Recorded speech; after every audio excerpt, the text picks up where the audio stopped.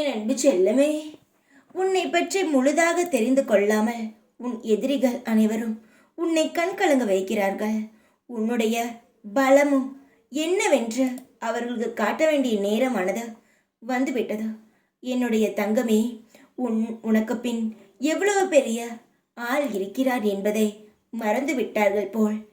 என்னுடைய தங்கத்திற்கு முன்னும் பின்னும் இந்த சாய் இருக்கிறேன். உன்னை அழ வைத்து விட்டார்கள் என்பதற்காக அவர்கள் ஜெயித்து விட்டார்கள் என்றெல்லாம் அர்த்தம் கிடையவே கிடையாது. உன்னை அளவிட்டார்கள் என்பதற்காக அவர்கள் மிகப்பெரிய சாதனையை படைத்து விட்டார்கள் என்பதெல்லாம் கிடையவே கிடையாது.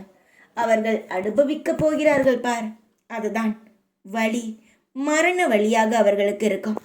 சாதாரணமாக உன்னை வார்த்தையால் அவமானப்படுத்தி விட்டார்கள், செயலால் காயப்படுத்தி விட்டார்கள். ஆனால் அவர்களுக்கு தெரியவில்லை, வாழ்க்கையில் மிகப்பெரிய கஷ்டங்களை அவர்கள் அனுபவிக்கப் போகிறார்கள் என்பதை மறந்துவிட்டு என்னுடைய பக்தன்களிடம் வைத்து கொள்கிறார்கள். என்னுடைய தங்கமே, என்னுடைய குழந்தைகளை யாரும் ஒன்றும் பேச நான் அனுமதிக்கவே மாட்டேன். அப்படியே அவர்கள் காயப்படுத்திவிட்டால் அவர்கள் வாழ்நாள் முழுவதும் மிகப்பெரிய கஷ்டங்களை நான் பார்க்க வைத்து விடுவேன். இப்பொழுது பேசிவிட்டார்கள், சாய் அமைதியாக இருக்கிறார் என்று நீ என்னை திட்டுவதை விட்டுவிட்டு பொறுமையாக இருந்து பார். உன் கண்ணுக்கு எதிராகவே அவர்கள் பல கஷ்டங்களை அனுபவிப்பார்கள். உன்னுடைய வாழ்க்கையை நீ சொல்லித்தான் நான் சரி செய்ய வேண்டும் என்றெல்லாம் அர்த்தம் கிடையாதா? ஒருமுறை இந்த சாய்தான் என்று சரணடைந்து விட்டால் அடுத்த நொடி என் கண்ணுக்குள் வைத்து உன்னை பார்த்து விடுவேன். சில சமயங்களில் கர்ம வினைகள் வேலை செய்கிறது.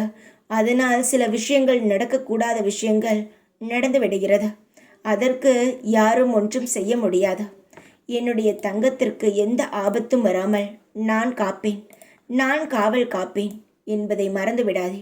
மற்றவர்கள் பேசும் வார்த்தையை நினைத்து நீ வாடிப்போய் நிற்காதே. என்னால் உன்னை நிஜமாகவே பார்க்க முடியவில்லை. என்னுடைய தங்கத்திற்கு முழு சக்தியும் நான் தருவேன். அனைத்து வழிகளையும் நான் சுமப்பேன். உன்னுடைய வாழ்க்கையில் இருக்கும் அனைத்து காயங்களையும் நான் எடுப்பேன். உன் கண்ணுக்கு முன்பாகவே உன்னுடைய எதிரிகள் அனைவரும் சித்திரவதையை அனுபவிப்பார்கள். நீ கவலைப்படாதே. நான் சொன்னதை மட்டும் நீ எப்பொழுதும் ஞாபகம் வைத்து கொண்டு சந்தோஷமாக இருந்தால் மட்டுமே போதும்.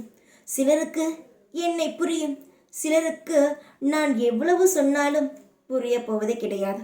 திட்டுபவர்கள் திட்டிக்கொண்டே இருக்கட்டும். என்னை நான் தான் எல்லாம் என்று வருபவர்கள் என்னிடம் நிச்சயமாக வந்து என்னை நம்புவார்கள். நீ என்னை நம்பு. நான் உனக்கு எப்பொழுதும் துணையாக இருக்கிறேன். தைரியமாக இரு. எப்பொழுதும் உன் கூடவே இருப்பேன் நான். ஓம் சாய்ராம்.